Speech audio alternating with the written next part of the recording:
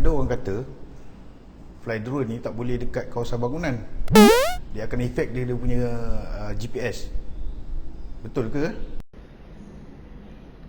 Okay, Assalamualaikum warahmatullahi wabarakatuh dan salam sejahtera. Hari ni saya akan fly drone area belakang rumah saya.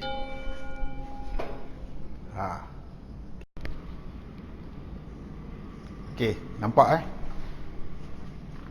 Kita akan cuba fly sampai ke sana. Okay, jom, let's go.